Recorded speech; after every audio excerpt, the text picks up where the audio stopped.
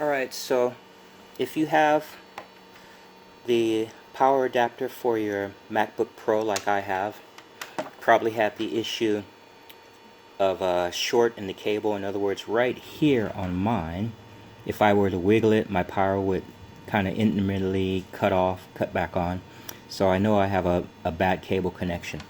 So this is for this particular type of adapter. Okay, looks like this, has the little light on it, has a removable plug. So we're going to get right to it. What you basically can do, if you don't have to worry about glue or anything for this type of adapter, this adapter is held together by clamps, but the clamps are really hard to do. So if you're not willing to spend 30 bucks or however much it may cost for you to get a replacement adapter, and you're willing to do a little experiment, this is how you take it apart. On one end, you've got your little plug. You're going to get yourself a nice little screwdriver with a nice fine edge, and you're just going to go right in between. So right in here is how I'm going to do it. And it doesn't matter which side you do. You're going to get your screwdriver in between there, just like that. And you're going to slowly twist to pry it open. It's going to give you a little bit of resistance. And then you work your way around the sides, getting it just in between the crack. Okay? And prying it. Prying it, and do that all the way around. Okay? So you're going to do the same thing. Get it in the crack. Pry it. Pry it. Pry it. Take your time with this. You don't want to mess up your edge more than you need to. Reason why it's that simple is, see, look in here.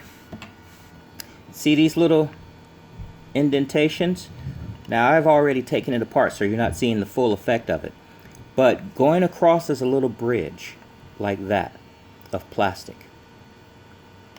And that bridge of plastic is held on by little clamps or clips, shall we say, that are inside. So you see a double clip there. Let's see where the other double clip is. There you go, double clip here, and so on.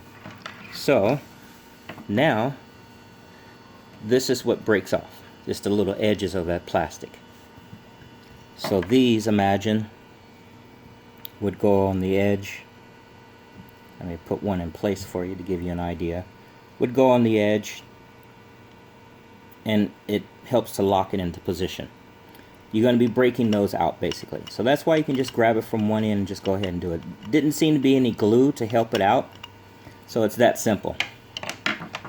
Once you get it apart, you can simply slide it out of the unit, which is straight up on this end, and the cord just slides out like that.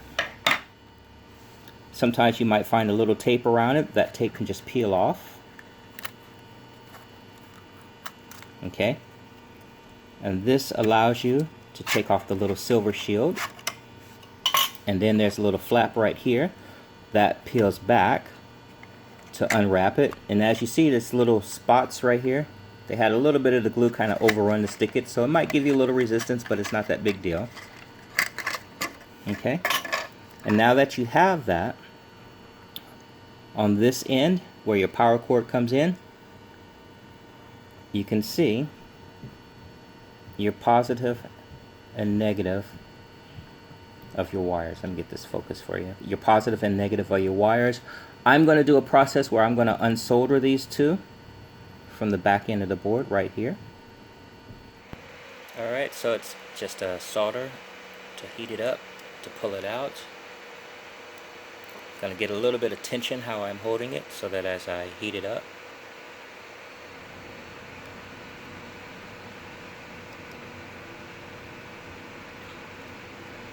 can't get a grip on this. There we go. Get a little heat and it pulls out. So when you look at the circuit board, you can see right here positive and negative. Positive and negative. Black, the black for the negative and the white for the positive. Okay, so it'll go back in like that into those two positions. Make sense? Alright, so now I'm going to do some work on the cord. Alright, so one of the things I want to do is see how much there is. So if I were to measure this, I got about 1.5 inches lead sticking out. So that's what I want to have in result, 1.5 inches of my negative and positive sticking out. Now with this type, it's really easy. You can twist and tell by looking through it that it's basically kind of hollow, and this is just a tube fitting. With that in mind, I'm going to grab it, hold on to this tightly, and pull it through. It's already, we know that it's broken here, so it doesn't matter so much. So I'm just going to pull this on out and through. Alright, I separated it. So some of the wire stays inside, but that doesn't matter because we're planning on replacing a lot of that anyway. But it just comes out like that, see? And you can even see how they assembled it, which is basically, it looks like a little shrink tubing, and then they isolated the two cables. So no problem. That ends up with a nice little hole here. Now we're left with this. We're going to strip off our wire, to which we know here is the part that was inside of the housing. So we're going to strip our wire back until we get to past the damaged part, which I know was here. And you see that little burn? You can barely see it, but you see it's like a little dark spot there. That's where it burned and separated. So right here is where our damage was. I'm going to cut it from this point, and I'm going to make this my new setup for what needs to be extended out on the other side. So I'm just going to take that off. Then I'm going to peel this back to leave my ends, but I'm not going to do that till after I get it back inside. So while it's like this, I'm going to simply twist and push it back through. I'm going to do myself a little bit more than what I need so that I have room to strip back my plastic and everything as I want to.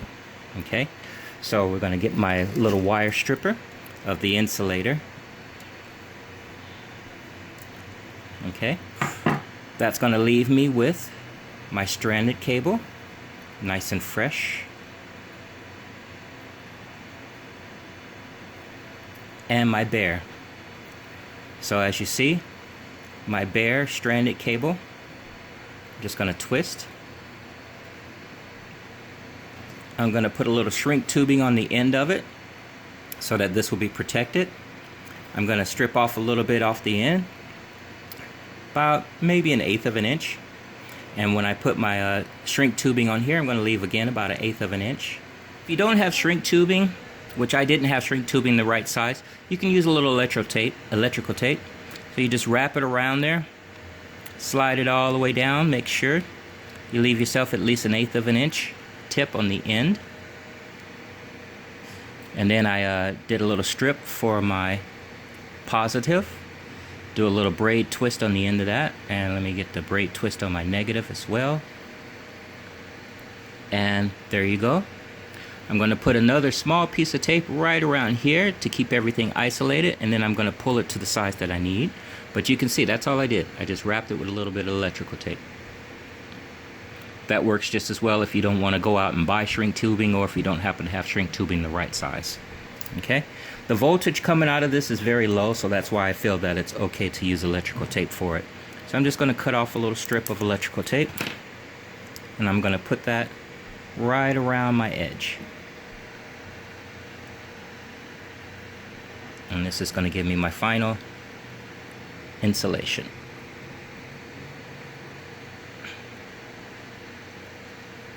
Alright, that separates my two. Now I'm just going to pull it. And the kind of nice thing about having that electrical there is that I'll give it a little extra tension inside, make it a little harder to pull out next time. So I'm just going to kind of make sure that it's pushed in to the little pocket. I've got a little screwdriver to help me out with that.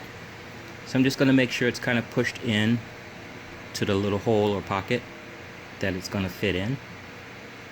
Sorry about that. Get that focus good for you guys. That I've got it kind of going in there nicely. I can pull it down to just what I need, which is going to be about 1.5 inches which is about where we have it. So this should be perfect for soldering back together like that, my positive and negative. So that's how I'm going to put my wires through those holes. I'm just going to tap the solder on the other side. Uh-oh, sorry about that. Just enough to heat it up so that the wires will kind of seek in. There's a little bit of solder on there already, so this should be an easy process. So I'm going to start out with my negative since it's on the inside. I'm just going to put it through the hole just enough. See if I can hold it and solder just to heat it up at the same time so that it'll go through.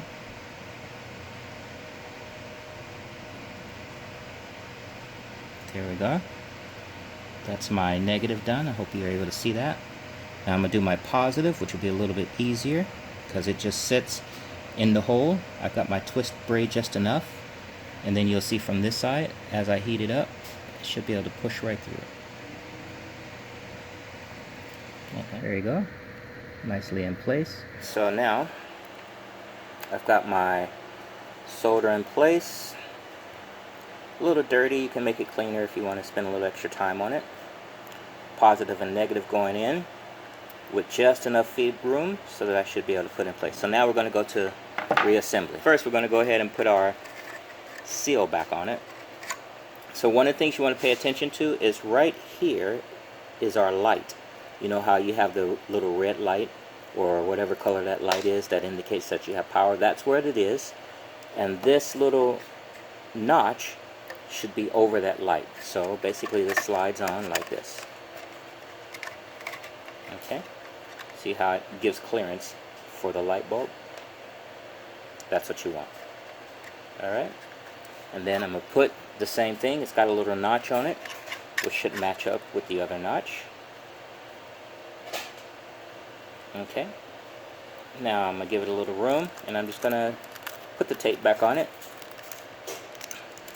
It's kind of a nice tight fit anyway, so it doesn't really matter if the tape is not sticking too much. It's just kind of putting things back to where it was. Okay, simple enough. Now into the case,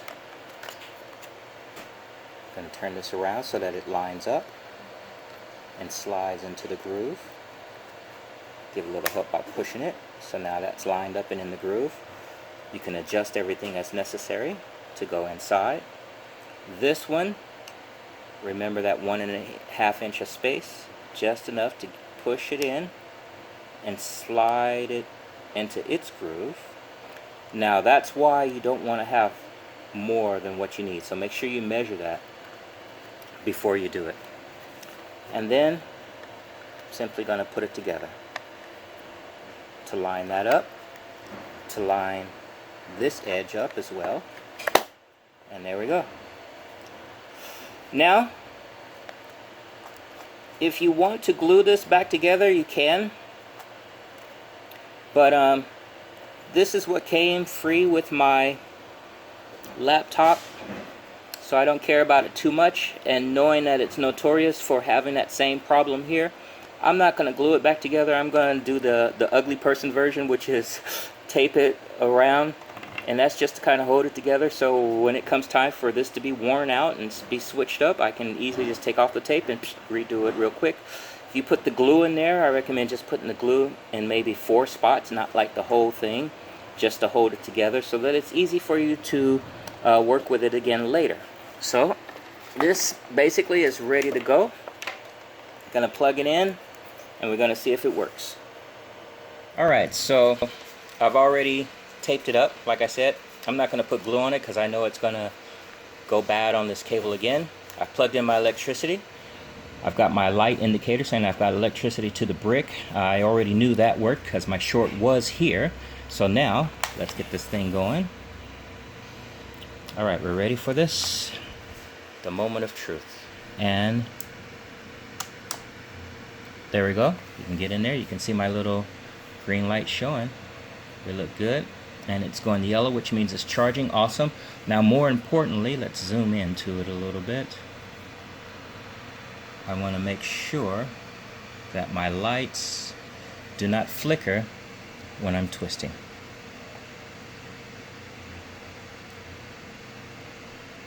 Nope. Problem fixed, problem solved.